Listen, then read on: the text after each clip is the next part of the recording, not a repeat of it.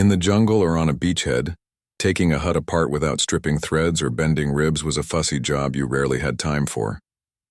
Crews unscrewed panels, found themselves with a skeleton they couldn't promise to re-raise square, and walked away. British shells bolted skin to skin came apart almost as quickly as they went up. Units moved the same huts from Egypt to Italy to Greece as front lines shifted, a traveling city of curved steel. The two legacies truly diverged after silence fell. In 1946, with domestic bases closing and the War Assets Administration charged to liquidate surplus, tens of thousands of American huts went on sale to civilians at a few $100s each, depending on size and condition. Farmers bought them for machinery sheds and grain storage. Small towns turned them into garages and workshops. Families on the edge of the housing shortage turned them into honest homes with a little sweat, a can of paint, and some safe wiring. Across the Midwest, small airports lined them up as hangars, the curve swallowing prop planes like a hand cupped against the wind. A university in Illinois built a Quonset village to house returning veterans and their families, hundreds of huts that stayed up for a quarter century because nothing better came fast enough. The very features that slowed battlefield deployment, floors, insulation, stout frames, made civilian life not just possible, but comfortable. The engineering had found a second life. Britain took another route. The huts had served without complaint through the worst of it, but they carried the look of austerity people were desperate to escape. With a steel shortage and reconstruction hungry for raw material, thousands of Nissen shells came down. Some found honest work on farms in Yorkshire and Scotland, weatherproof barns on land where appearance took a back seat to utility. Many vanished into salvage and memory. By the mid-1950s, you saw them mostly on ranges and far properties, or preserved as historical curiosities where someone believed it mattered to remember the curve that had kept grandfathers dry. Architects, on both sides of the Atlantic, winced at the sight of temporary steel. Professional journals in the 1950s treated the American hut as a necessary eyesore.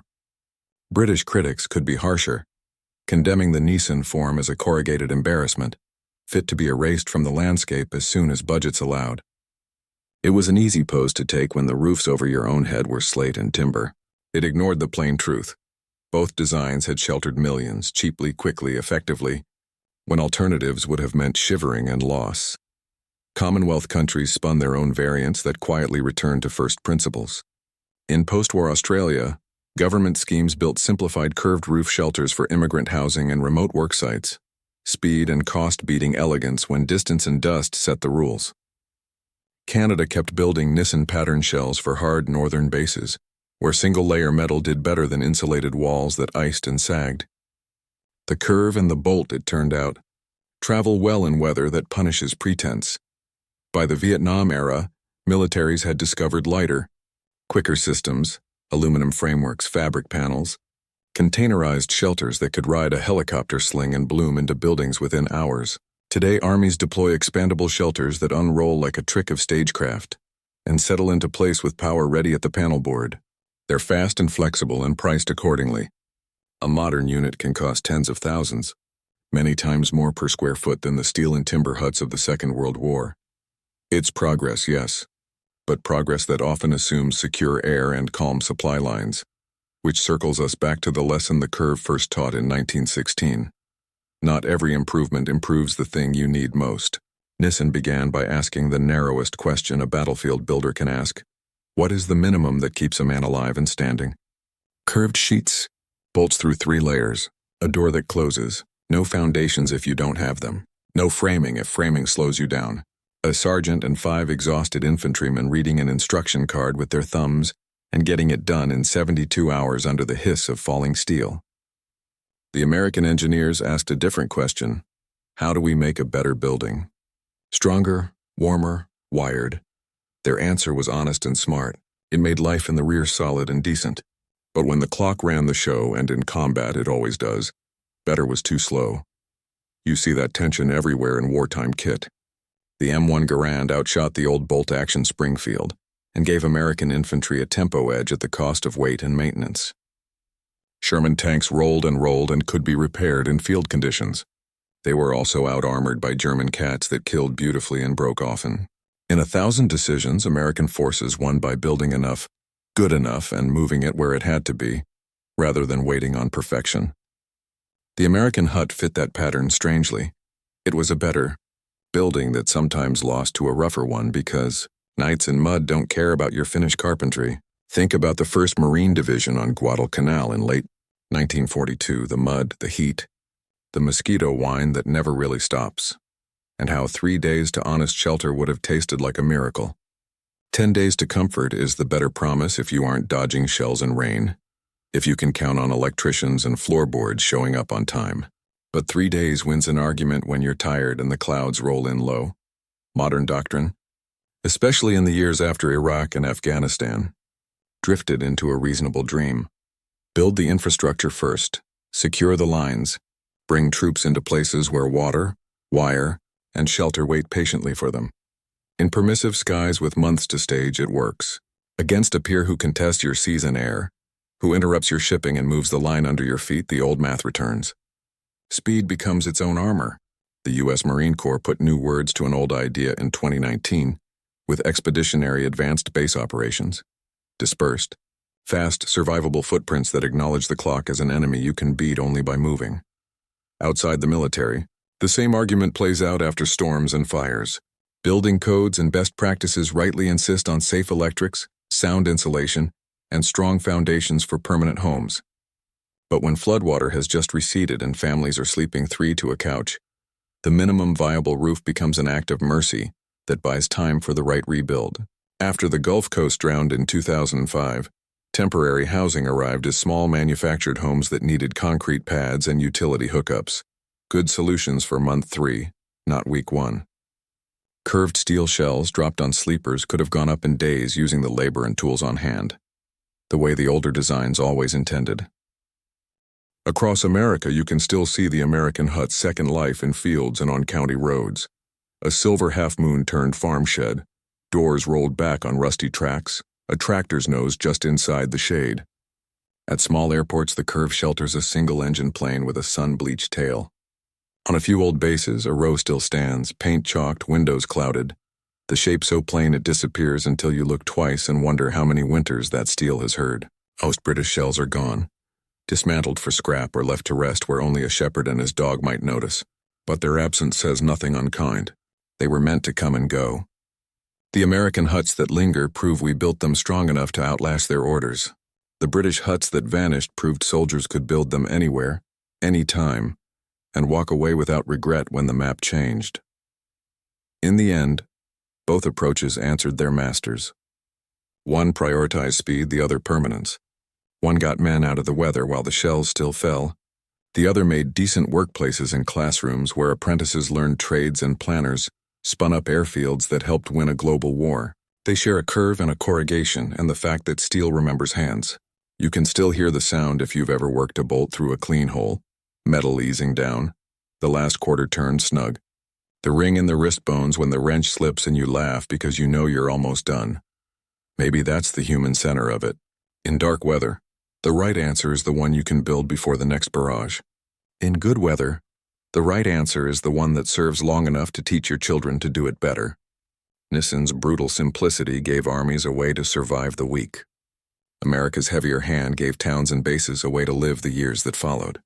You don't have to pick a winner to honor the truth each design told, but if you ask me which one mattered most to the man listening to sleet drum his tent at midnight, the answer is easy. Give him a curved roof he can stand up by Thursday with a handful of bolts and a crew that barely slept. Let him close a real door. Let the wind rattle on the outside for once. Then he can think about insulation and floors. Then he can talk about permanence. First, keep him dry. The story holds one last echo for anyone making decisions under pressure. Not every clever improvement is an improvement where it counts. When the clock is the enemy, the shortest path from cold to warm wins the day. In 1916, 6 men proved that with bent steel and stubborn hands. In 1942, engineers in Rhode Island proved something else. That comfort and strength, made at scale, could blanket a nation in useful buildings for a generation. Both are a kind of victory. Only one, though, can be built while the shells are still falling. March 1916, a shelter begins.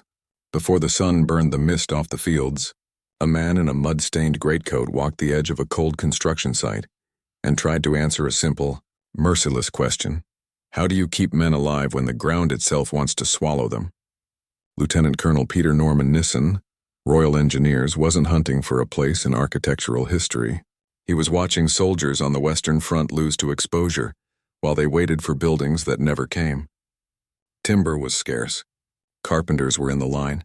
Anything you put up had to shrug off rain, wind, and shell bursts. Around the depots, piles of corrugated iron roofing sat unused. Curved sheets stacked like fish scales no one could figure out how to turn into walls. He must have known the answer would be something a tired sergeant and 5 privates could build, without a blueprint or a master's touch. In early 1916, he bent the problem into shape. The idea wasn't elegant. It was blunt. Take those corrugated sheets and bow them into a half-cylinder. No trusses, no rafters, no fragile corners to catch shrapnel. Lay it right on the ground if you must. Bolt sheet to sheet until the curve becomes a shell and let the shell hold itself up. In March 1916, on a muddy patch near the Channel coast, Nissen assembled the first full-size prototype with 6 men who had never built anything more complicated than a camp table. Standard issue tools. No scaffolding. Less than 4 hours later, the curved roof was up and shedding a hard, cold rain. Maybe he allowed himself one small breath then, the kind a practical man takes when a guess proves right. He carried the design to the Army with a promise that changed logistics. Any infantryman with clear instructions could build one in 3 days, and the full kit would ride on a single lorry. The test came quick. At Richboro Port, the 172nd Tunneling Company put up 20 huts in April 1916, turning a wind-stripped yard into weatherproof quarters in days, not weeks. Each hut ran 16 feet wide, swallowing about 600 square feet of corrugated steel. Curved surfaces made water slide off. Shrapnel glanced instead of biting. No vertical walls meant fewer seams for a blast to grab. In a war that punished corners and hesitation, a half circle and a handful of bolts looked like mercy. By June 1916, the huts were marching across British sectors of the Western Front. Rows of metal half-moons rising out of the mud like a new crop the rain couldn't ruin. In August, the War Office placed the order that proved the concept wasn't a novelty. 10,000 units built and shipped before winter gnawed the tents into useless canvas. The real miracle wasn't speed alone. It was the way the design banished the need for skilled labor from the equation. Traditional field buildings ate up specialists. Carpenters for frames, masons for foundations, engineers for trusses and spans. This new shell needed none of that. The corrugated sheets arrived pre-drilled, holes spaced to match, every bolt ready to find its home. End walls came prefabricated in timber panels you could lift with 2 men and a steadying hand. If time or materials ran thin, the foundation was optional. Bolt the sleepers to packed earth, drop the ribs, and let the curve do the work. Picture a squad rolling off a lorry in late light. A sergeant reading from a grease-spotted instruction card. 5 privates shaking cold out of their sleeves. Base plates first. Keep it square, he says, voice low and even. They lay the base plates, check the rough rectangle, bolt vertical ribs to the plates at regular intervals, then lift the first sheet and catch it to the ribs with bolts that squeak as they seat. Next sheet overlaps the first by a few inches, 3 if you're exacting, and you drive the bolts through 3 layers of steel, so the shell becomes one continuous skin that spreads stress and resists tear. Panel after panel, the half-cylinder takes shape. End walls slide into place, doors swinging true on simple hinges. You can hear the last wrench echo in the curved space, and suddenly the wind is outside and the light is softer. On a good day with a practice crew, 72 hours. With green hands and lousy weather, 4 to 5 days. Either way, nightfall finds 30 men dry for the first time in a week. During the Somme that winter, crews pushed huts within range of German guns and gave shelter to wounded men waiting on evacuation. The width, 16 feet, let you run 2 rows of bunks with a central aisle, 30 men in relative comfort, 50 in a pinch. The curve rose high enough that a man could stand and stretch without knocking his hat off. Adjustable vents in the end walls kept air moving. The tiny gaps and cavities along corrugations moderated condensation that soaked canvas tents and rotted nerves. By the time the guns went quiet in November 1918, more than 100,000 Nissen huts served the British Empire's war. A web of barracks, aid stations, depots, and command posts from Flanders to the desert. They weren't pretty. They weren't meant to be. They worked. Under the skin, the secret was structural logic. Most buildings rely on a forest of vertical framing, posts, beams, and trusses cut to fit and joined with care. Nissen threw the forest away. The shell was the structure. Every sheet you bolted on didn't just cover a gap. It made the hut stronger, spreading load across the curve. The build sequence was designed so a cold, exhausted crew could do one clear step at a time and see progress with every bolt. Lay the base, stand the ribs, catch the first sheet, overlap and bolt the next. Keep going until steel arcs meet in a clean, rain-shedding line. End walls in. Doors and windows hung. Move men and gear inside. If you needed more strength, you added anchor bolts to sleepers. If you lacked timber, you improvised. Because it was born of scarcity, the system cooperated with whatever Britain could produce in a hurry. Steel sheets came in a gauge thick enough to resist dent and tear, thin enough for 3 men to carry. The curve radius matched what standard sheet metal rollers could shape without retooling. Bolts were sized to whatever already flowed through supply chains. Shipyards and depots could feed the beast without creating new bottlenecks. The wood? Whatever you had, pine, oak, salvaged timber pulled from a ruined barn. In Mesopotamia, crews bricked their own end walls from rubble. In Egypt, they set bases directly on sand and cut interior poles from palms. The principle never shifted. Get the curved steel up and you had a weatherproof shell. What you filled the ends with, or how neatly you trimmed the interior, could wait until men were warm and breathing easy. Sometimes speed turned into a kind of defiance. At Vimy Ridge in March 1917, a Canadian team hustled a hut together during active bombardment, working in short bursts between shell falls. 18 hours later, the doors opened to take in 40 wounded pulled from the ridge. On rail lines across France, logistics officers learned the math that makes quartermasters smile. A single flat car carried enough steel for 8 complete huts, plus the timber and hardware to finish them. At one sprawling base in France, crews ran a rotation that finished a hut every 6 hours through 1917, a drumbeat of shelter that kept pace with the war's appetite. By October, that base, swollen to a city of 100,000, was nearly all curved steel. The hospital section alone had 300 huts and 12,000 beds. When the German spring offensive of 1918 hit and casualties surged, construction units raised 70 new hospital huts in 11 days. The steel made the difference. So did a design that asked for nothing the field couldn't provide. 2 decades later, another war started to form in the world's throat, and American eyes turned to British field tricks with a professional kind of envy. In September 1940, 15 months before Pearl Harbor, the U.S. Navy sent an assessment team to Britain to study temporary construction. A commander from the Bureau of Yards and Docks rode trains up and down the island, walking RAF runways and Army camps, touring Royal Navy yards. His report, filed quietly in November, lingered for pages on the Nissen hut, assembly times, material specs, interviews with British officers who'd built them under pressure since 1916. His conclusion was blunt. Nothing went up faster. American forces, however, would need changes. The changes began the moment America entered the war. The Navy's Civil Engineer Corps picked a Rhode Island site with rail sidings and open ground, Quonset Point Naval Air Station, and put a design team under a hard clock. They had British drawings. They had measurements. They had the Nissen logic in front of them. And then deliberately they departed from it. Where Nissen used the corrugated shell to carry itself, the American design introduced an internal steel framework. Curved ribs made from formed steel channels that stood on their own and took the load. The corrugated sheets now were cladding screwed to the frame, not the frame itself. The logic was sound for American aims. A steel skeleton gave you clean places to hang lights and wire conduit, to mount equipment, to anchor real floors. Stronger buildings, better hope in storms, but every advantage carried cost. You had to erect the ribs first and get them plumb. You had to align them to templates and bolt them to base plates that wanted a level, firm foundation. Only then did the skin go on.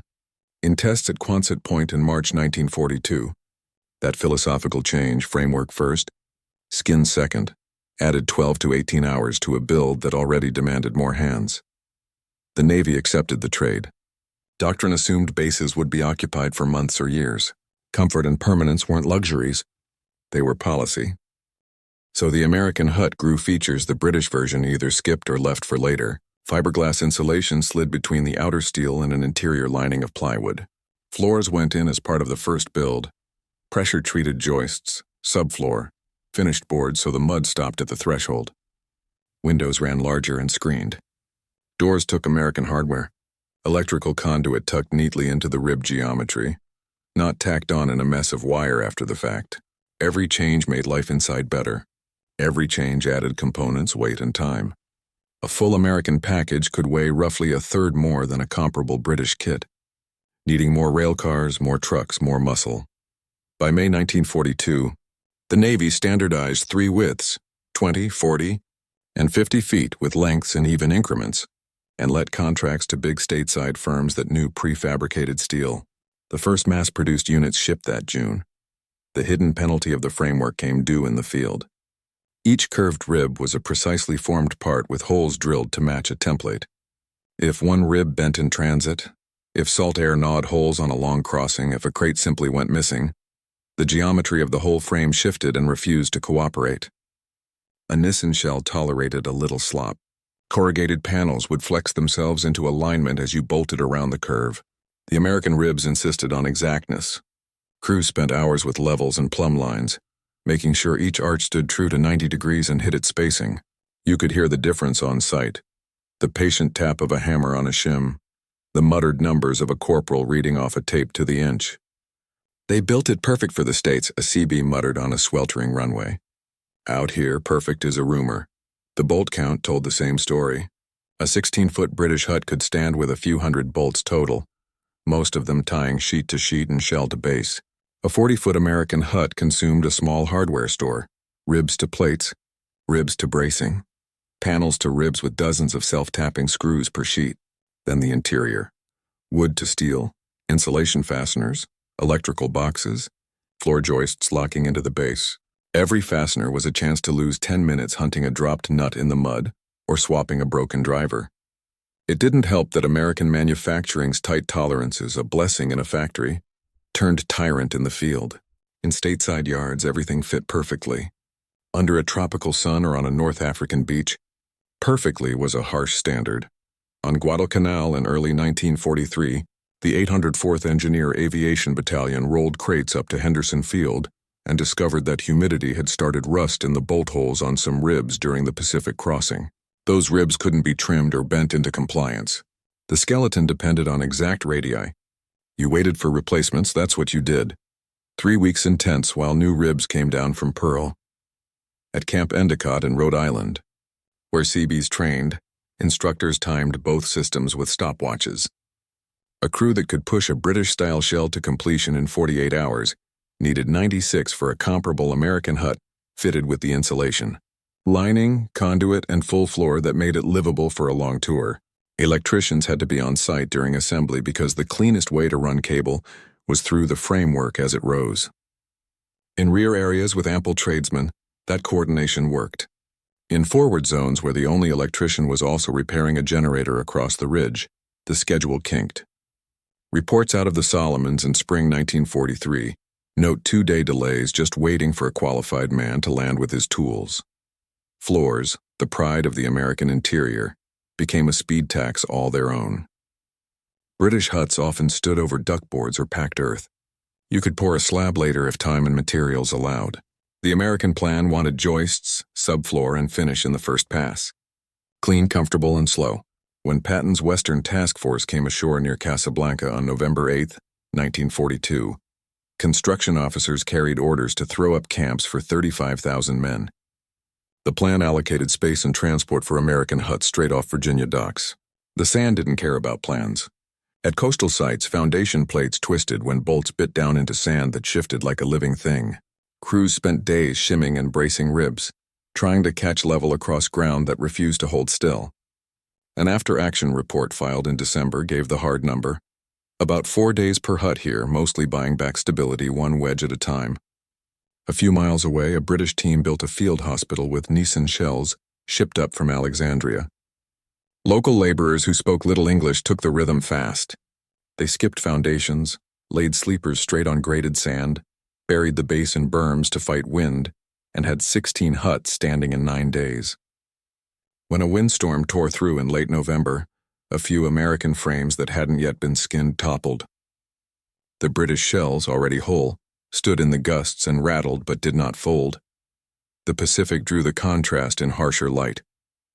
The 1st Marine Division began receiving American huts at Guadalcanal in February 1943, after months of canvas misery. The sun made steel so hot crews worked dawn to mid-morning, and then again after the day's edge cooled. A 5-day estimate stretched toward 2 weeks. Across the Coral Sea, Australian forces put up Nissen pattern shells built in Sydney, simplified versions that even used corrugated steel for end walls. Some teams reported average assembly times of a day and a half. In March 1943, when Admiral Chester Nimitz ordered the development of an atoll base in the Ellis Islands, planners needed shelter for 5,000 in 60 days. One Seabee battalion arrived with both American kits and a batch of British shells acquired through Commonwealth channels. The commander split his crews and kept notes. On the Coral, the British shells averaged roughly 54 hours from first timber to a weathertight door.